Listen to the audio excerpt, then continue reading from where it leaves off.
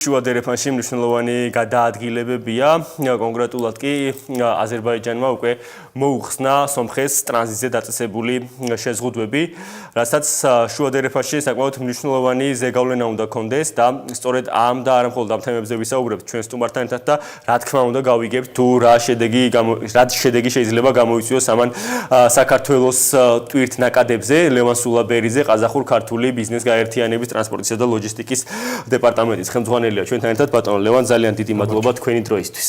დიდი მადლობა მოწვევისთვის. ბატონო ლევან, დავიწყოთ ალბათ ერთ-ერთი მთავარი თემით, რომელიც ვახსენე უკვე, აზერბაიჯანმა უკვე მოუხსნა სომხეთს წლების განმავლობაში დაწესებული ტრანზიტის შეზღუდვები. როგორი გავლენა შეიძლება კონდეს მას ერთის მხრივ შუა დერეფანში მოძრავ ტვირთებზე, ხოლო მეორეს მხრივ რა ეფექტი შეიძლება გამოიწვიოს მან და მისცეს საქართველოს?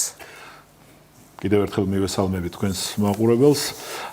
სხვა შორის ძალიან ისეთი თავისებური დღეა დღეს ესე დაემთხვა, რომ იმ წლების მრავალი წლის განმავლობაში, რა პერიოდის განმავლობაშიც მე ლოჯისტიკურ სატრანსპორტო ბიზნესში გახლავართ, პირველი პერიოდია, როცა არ მიგვაჩნია აბსურდად, როცა გვეკითხებიან აზერბაიჯანის გავლით სომხეთის დანიშნულებით ტვირთის გატარებაზე, იმიტომ რომ დღეს ვესაუბრე მაინც ყოველ შემთხვევისთვის პოლიტიკური აბრის გარეშე მინდოდა გადამემოწმებინა უშუალოდ პრაქტიკოსებთან, ასე ვთქვათ, და ვესაუბრე კასპიის ზღვაზე მომუშავე საბორნე გადასასვლელის ოპერატორის ხელმძღვანელს და მან ნამდვილად დამიდასტურა, რომ გუშინ უკვე მათ დაუდასტურეს რამდენიმე 1000 ტონა ხორბლის გატარების უფლება. ეს ჩვეულებრივი პრაქტიკაა ყაზახურ მეხორბლეებს სომხეთის დანიშნულებით. დღეს მე ვესაუბრე ყირგიზეთიდან იგივე გზით ნახშირის გატარებაზე და ასევე დამიდასტურეს და შესაბამისად ეს უკვე შემდგარი ფაქტია და ასე ვთქვათ პროცესები იწყება. რამდენად გლობალურ ხასიათს მიიღებს ეს სიმართლე გითხრათ, ჯერ ცოტა ამაზე საუბარი ნაადრევია, თუმცა ფაქტია, რომ სულ რამდენიმე დღის უკან დაიწყო პროცესი და პოლიტიკურად ეს გაჟღერდა, რომ პოლიტიკური თვალსაზრისით მწვანე აენთო ერთგვარად ამ პროცესს და სიმართლე გითხრათ, ეს პროცესები, რაც მე ყაზახური მხრიდან გავიგე, აზერბაიჯანულმა მხარემ დამიდასტურა, ყირგიზმა ჩვენმა პარტნიორებმა ვკითხეს, უკვე სომხეთშიც ძალიან ბევრ დაინტერესებას იწვევს. იცით რა, ხშირად, ძალიან ხშირად, იმის გამო, რომ ეს პროცესი შეუძლებელი იყო, ეს გადაზიდვა აზერბაიჯანის გავლით გავეხორციელებინა და რუსეთიდან, საკმაოდ რუსეთის გავლით ყოველგვარი ამ წუთას პოლიტიკა რომ გვერდით გადავდოთ, ძვირიც იყო და ძალიან ზედმეტად მულტიმოდალური, ხშირად ამ ასეთ გადაზიდვებზე ვარს ამბობდა დაინტერესებული მხარე.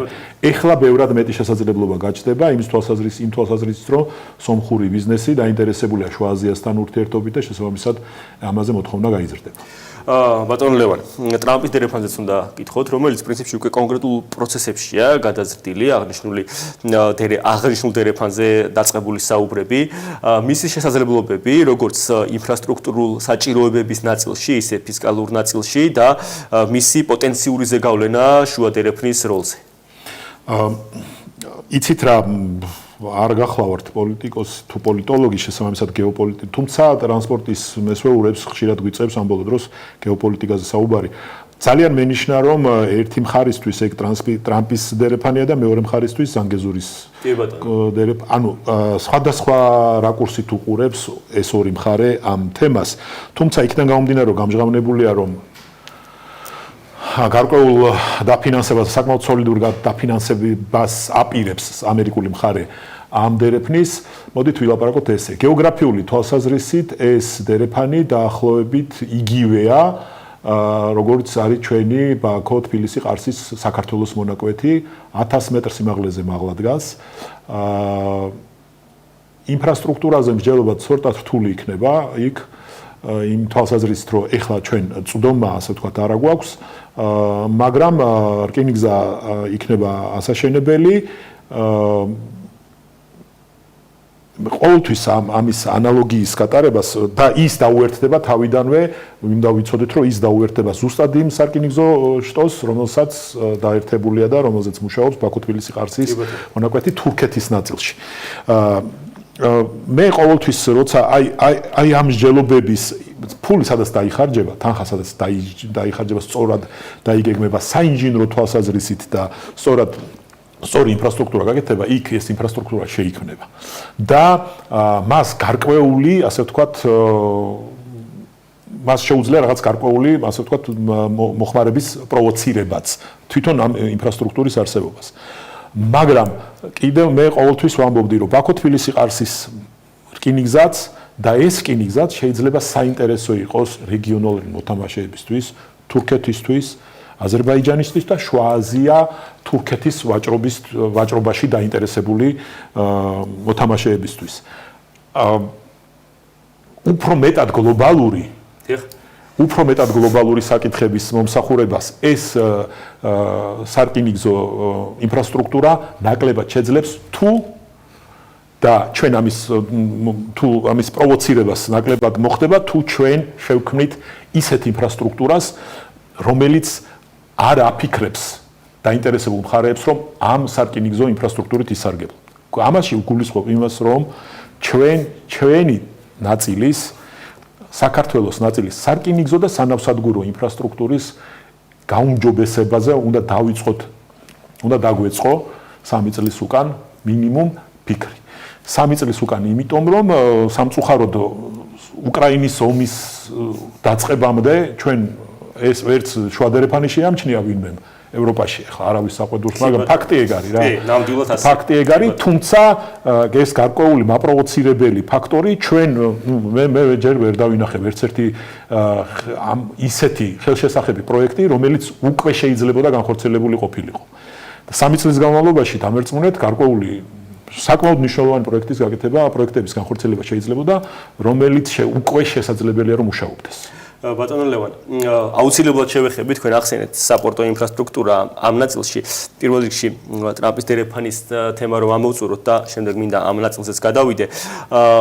კონკურენტულ თვალსაზრისით თუ ჩვენ არაფერი შევცვალეთ ამ ნაწილში, არის გარკვეულწილად მოსაზრებები იყოფა ორ ნაწილად. პირველი, რომ მას შეუძლია ტრამპის დერეფანს გარკვეულწილად ტვირთები გადაკაჩოს თავის მიმართულებით, ხოლო მეორე ნაწილი ფიქრობს, რომ პირიქით შესაძლებელია ამან ჩვენ დერეფანსეც გამოიწვიოს გარკვეულწილად ტვირთნაკადის წახალისება. ამ ნაწილში სადავად აი ეს არის ჩვენი კონკურენტი, თუ როგორ შეიძლება ამ დერეფნის განვითარებამ ტვირთნაკადები გადაანაწილოს ჩვენს დერეფანში. რომ წარმოვიდოდოთ წყალი. კი ბატონო. წყალი მიედინება იქ, სადაც მას ამ დინების საშუალება აქვს. თუ ჩვენ ამ ნაკადს, წყლის იქნება თუ სატრანსპორტო, სატვირთო ნაკადს მივცემთ იმის საშუალებას, რომ მან თავისუფლად იდინოს ის გადადინებას პირდაპირ გეუბნებით. ეს არის გარკვეული ჩვევის ფაქტორიც. ის შეიძლება ჩვენი კონკურენტი გახდეს,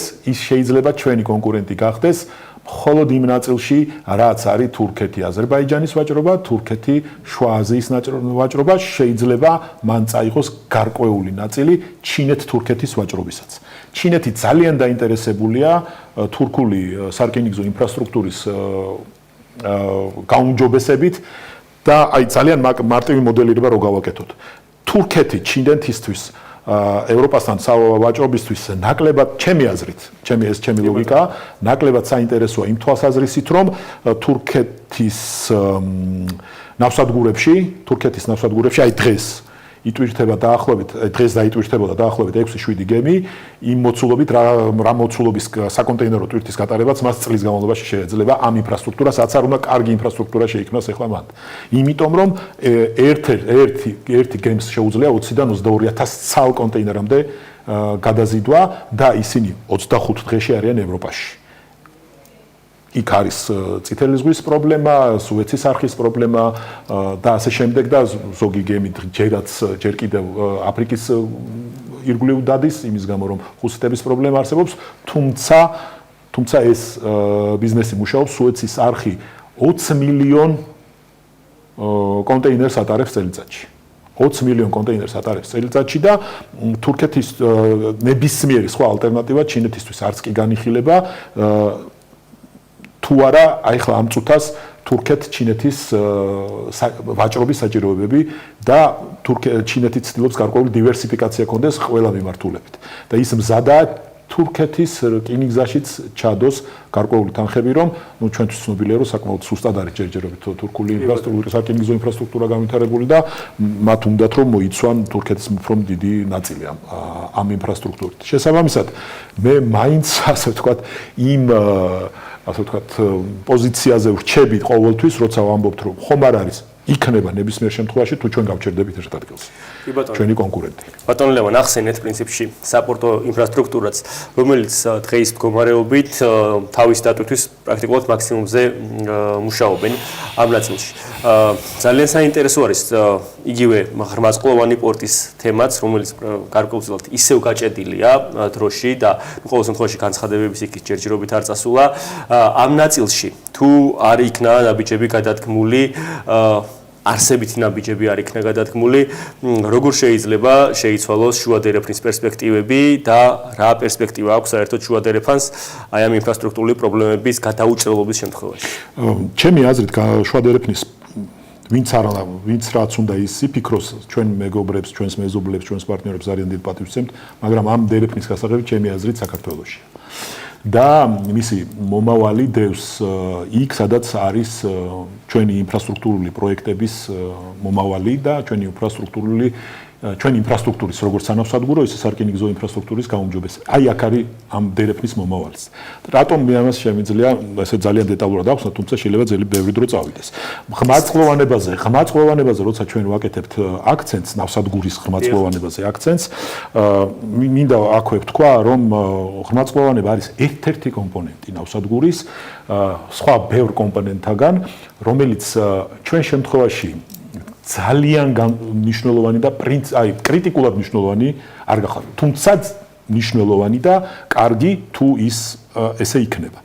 მაგრამ ჩვენ შემთხვევაში, როცა უკრაინაში ომი და ეს უბედურება დაიწყო, პრობლემა შეიქმნა რის გამო? მოდიოდა ტვირთი ფოთის ნავსადგურის დანიშნულებით და ფოთის ნავსადგურს არ ქონდა ამ ტვირთის მიღების საშუალება, იმიტომ რომ ფოთის ნავსადგურში და ბათუმშიც და ჩვენს ნავსადგურებში ესე ვთქვათ, არ არის სხვადასხვა სახის ტვირთების დიდი რაოდენობით ერთდროულად შენახვის საშუალება. მისი მიღების, დასაწყობების და შენახვის სასაწყობო ინფრასტრუქტურა უშუალოდ შიგნით ნავსადგურში. თუ ჩვენ ვსაუბრობთ როცა ვლაპარაკობთ ღრმაწყლოვანებაზე, ჩვენ გვინდა მოიგოთ ღრმაწყლოვანი პორტი არის დაახლოებით 14 მეტრი სიღრმე მაინც უნდა კონდეს, მას უნდა შეეძლოს პანამაქსის ტიპის გემების მიღება და 50,000-დან ზემოთ, ასე ვთქვათ, ტვირთამწეობის გემების, წყალწვის გემების რისთვის გჭირდება ეს 50. ამაზე ვინმე კვლევა მე მაქვს გარკვეული გამოცდილება, ვარ გარკვეული პროექტების და პროცესების მონაწილე და ჩვენ გავაკეთეთ ერთგვარი კვლევა, რა შემთხვევაში შეიძლება დაგჭირდეს 50,000-იანი გემები, ვის შეიძლება დაჭირდეს. ანუ აქ უნდა ვესაუბროთ ტრეიდერებს, ყაზახური, შუააზიური პროდუქციის ტრეიდერებს და უპირველეს ყოვლისა იმისათვის, რომ ეს 50,000-იანი გემი შენთან მოვიდეს და მის არსებობას, ამ ღრმაწყლოვანი ნავმისადგომის არსებობას აზრი კონდეს, შენ უნდა კონდეს 50,000-იანი გემის პარტიის, დაახლოებით 4-5 გემის პარტიის დასაწყობების საშუალება ყოველ სახეობაზე. მაგალითისთვის, მარცვლეულის ცალკე, სასუქის ცალკე, მას დახურული ჭირდება, განსხვავებული ტიპის სასაწყობო მეურნეობა ჭირდება, სხვადასხვა მადნეულის დასაწყობების საშუალება.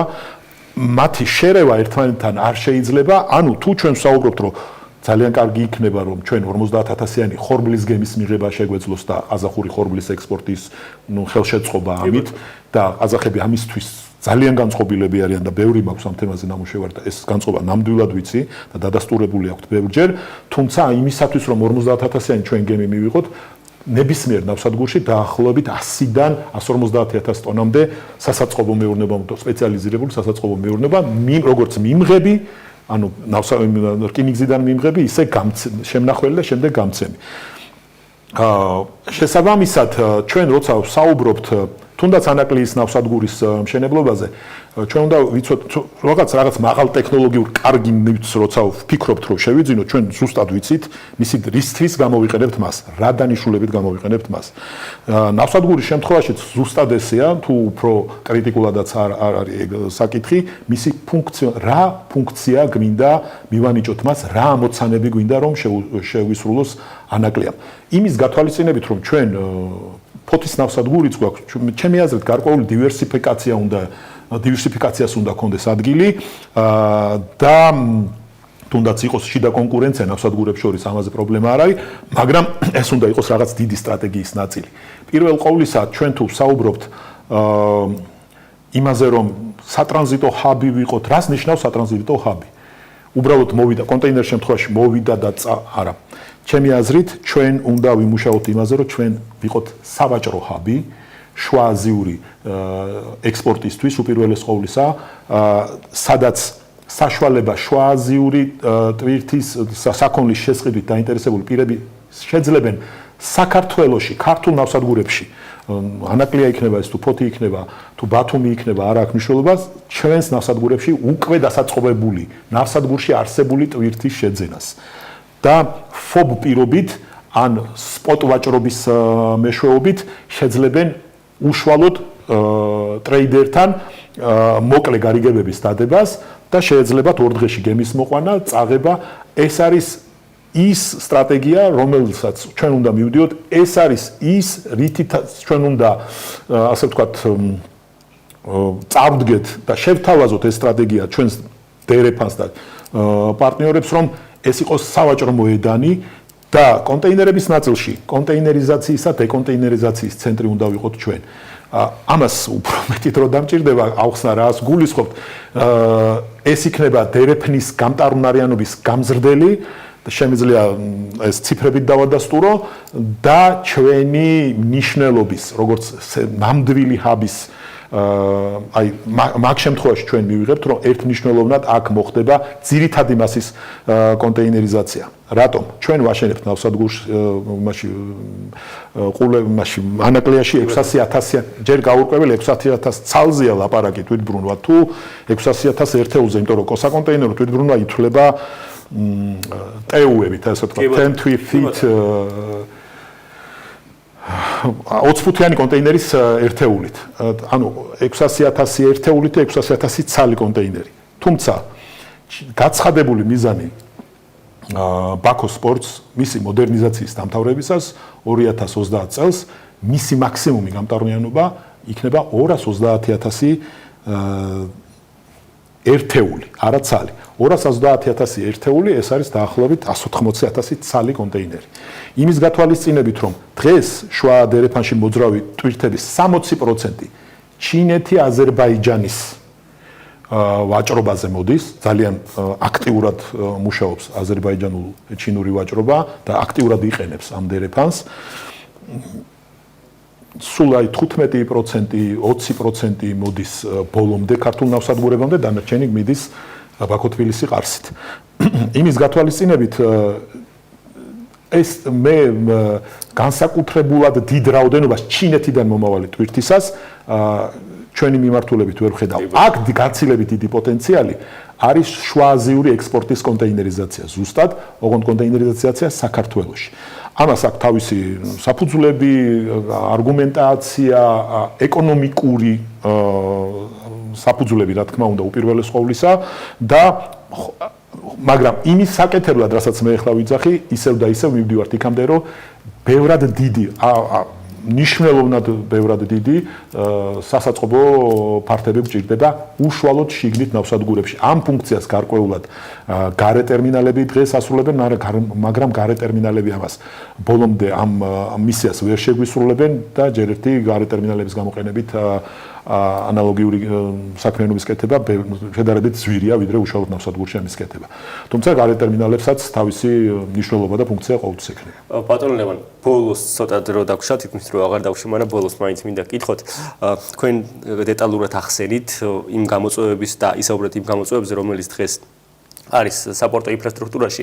მე მინდა გკითხოთ იმ რესურსებზე, რომელიც თუ ახალი სიმძლავრეები, იგივე ანაკლიის სპორტი და ის სხვა ინფრასტრუქტურა არ დაეხმარა, მე მინდა გკითხოთ გარკვეულწილად რა პერსპექტივა და დროის რა მონაკვეთში შეიძლება ვეღარ დაძრას იმ სიმძლავრეებმა, რომელიც ჩვენ გვაქვს ამ მიმართულებით და გარკვეულწილად ქართულ პორტებს რა ლიმიტები აქვს დარჩენილი აი ამ მოცემულობით, რაც არის დღეს. ქართულ პორტებს bis ლიმიტებზე როცა ვსაუბრობთ, უნდა შევხედოთ ფოთის ნავსადგურის და ბათუმის ნავსადგურის საკონტეინერო თვითმფრინავის მდგენელს. სამწუხაროდ ფოთის ნავსადგური, ჩვენი ნავსადგურები ამუშავებენ იმ ტვირთს, რომელიც დაახლოებით 40% ისეთი ტვირთია და მიხვდებით რა ტვირთია, ეს არის ამერიკიდან მანქანები, რომელიც არ არის ტვირთი დერეფნისთვის. ის ტვირთი უმეტეს შემთხვევაში ფოთის პორტის საზღვარს თუ არა ფოთის საზღვარსაც არკვეთს უშუალოდ კონტეინერში და როგორც ტვირთი დერეფნისთვის ის არ მოიაზრება. შესაბამისად, მანამ სანამ გარკვეული ლიმიტები, ასე ვთქვათ, გარკვეული ლიმიტები ჩვენს სანავსადგურო ინფრასტრუქტურას აქვს, იმიტომ რომ ეს ნაკადი ალბათ ადრე თუ გვიან და სხვა შორის ამის ნიშნები შეინიშნება, ეს ნაკადი ადრე თუ გვიან შემცირდება, განსაკუთრებით ტრანზიტის ნაწილში, საკონტეინერო, სამანქანო გადაზიდვები, იმიტომ რომ ამერიკულმა კომპანიებმა და შუააზიელმა მათმა პარტნიორებმა დაიწყეს საქართველოს ტრანზიტის ჩანაცვლების განხილვა ჩინეთის გზით. ვიცი ზუსტად, იმიტომ რომ ეს შეკითხვები უკვე რამდენიმე მხრიდან დაისვა. შესაბამისად, გარკვეული ლიმიტები არის, თუმცა საკონტეინერო ზოგადად საკონტეინერო თვითმფრინავის ზრდის ტენდენცია ისეთია, რომ მინიმუმ 10-15% ჩვენს რეგიონში ის იზრდება და შარშანწინ თუ ჩვენ ვიყავით ზღვარზე 23 წელს, ეს ხო რეკორდული წელი, შარშანც შედარებით ნაკლები საკონტეინერო თვითმფრინავი ჰქონდა, ნავსადგურებს ისევ და ისევ გარკვეული ლიმიტი გვაქვს, ხოლო რაც შეეხება ნაყარტვირთებზე გარკვეულად ეხლაც ვარს ვამბობთ, არსებული ოპერატორები ეხლაც ვარს ამბობენ, იმიტომ რომ საზაწყობო მეურნეობა უბრალოდ არ არსებობს. ბატონო ლევან, ძალიან დიდი მადლობა. ვრცელი და საინტერესო საუბრისთვის გაგიკვირდებათ და გაიტყვით რომ კითხვები მაინც დავრჩა ამ ყველაფრის მიუხედავად. ძალიან დიდი მადლობა.